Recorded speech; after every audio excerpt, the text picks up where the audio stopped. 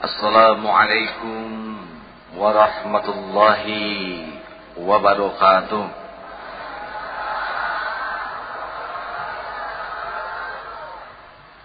Alhamdulillahilladzi anzala as-sakinata fi qulubil mu'minin liyazdadu imanan ma'a imanihim. Allahumma salli wa sallim wa barik ala Muhammad wa ala alihi wa ashabihi ajma'in, amma ba'du. Semoga Allah yang sudah mengukur setiap kejadian sesuai dengan kesanggupan hamba-hambanya mengaruniakan kepada kita indahnya kesabaran. Karena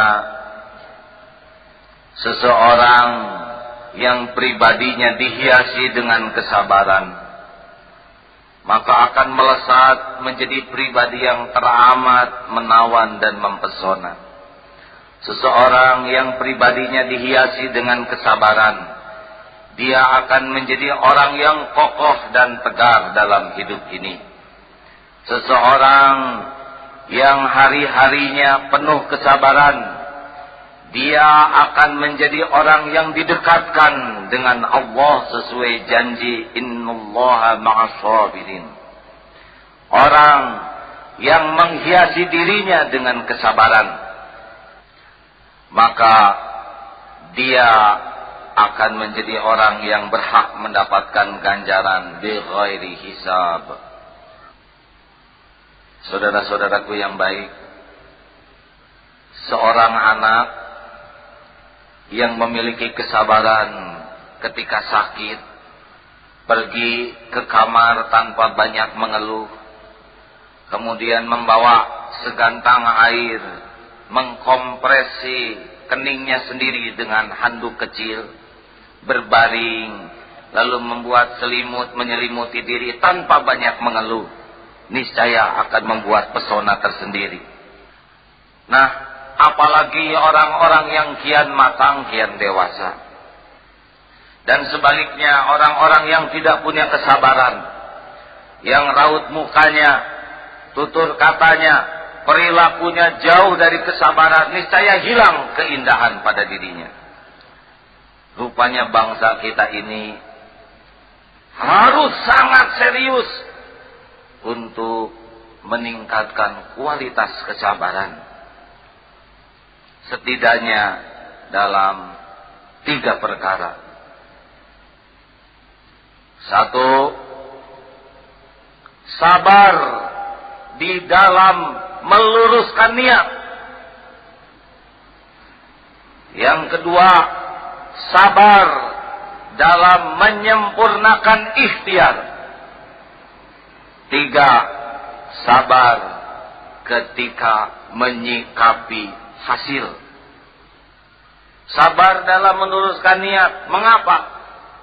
Karena Allah tidak menerima amal kecuali niat yang lurus. Innamal a'malu binniyat. Sehebat apapun amal, niatnya salah, tidak diterima. Sibuknya beramal, niatnya salah, sia-sia. Maka sebelum berbuat sesuatu, bersabarlah untuk meluruskan niat. Ingin menikah, luruskan niat. Untuk apa saya menikah? Ya Allah, mudah-mudahan dengan menikah, saya bisa semakin menguatkan ibadah saya. Mudah-mudahan dengan menikah, saya mendapatkan pendamping yang bisa bahu-membahu mendekat kepadamu. Mudah-mudahan dengan menikah, sekiranya engkau izinkan dititipi keturunan yang bisa menjadi cahaya bagi umat.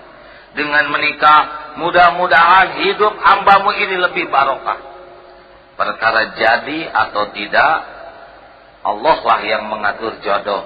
Tapi lurusnya niat sudah menjadi amal. Apalagi ingin beli handphone. Tanya niat, kenapa harus beli handphone? Apakah penting? Ya tapi kan teman-teman saya pakai handphone semua.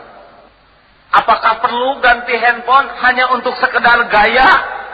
Biaya pulsa mahal, belum lagi riaknya. Kalau tidak perlu, maka punya handphone itu namanya biaya tambah, bukan nilai tambah. Belum lagi ingin dipamerkan, belum lagi takut hilang. Tidak harus semua orang punya handphone, walaupun temannya punya handphone. Kalau hanya sekedar gaya, apalagi tidak ada pulsa, hanya bisa bunyi lalu menang gaya, apa-apaan. Ibu pengen beli tas baru, untuk apa? Koper masih ada, kantong kresek masih punya. Kenapa harus capek-capek? Nambah barang itu nambah masalah. Karena tiap barang harus diurus. Ya Bu? Sudah. Tapi bosen. Atau tinggal pakai spidol di garis-garis supaya variasi. Yang penting dari barang itu sesuai keperluan, sesuai kemampuan. Kalau hanya ingin itu tidak pernah lama. Yang lama itu perlu. Maka tahan. Untuk apa? Untuk apa ganti tas? Untuk apa mau beli sepatu mahal? Tanya untuk apa? Makin mahal makin tidak tenang. Takut nginjek yang kotor. Kalau dititipkan takut ada yang nyuri, stres. Tahan. Jangan tergesa-gesa. Saya ingin jadi pejabat. Tanya dulu niatnya apa? Tapi kan kalau jadi pejabat, titik-titik. Apa titik-titiknya? Kesempatan untuk titik-titik. Apa dulu titik-titiknya?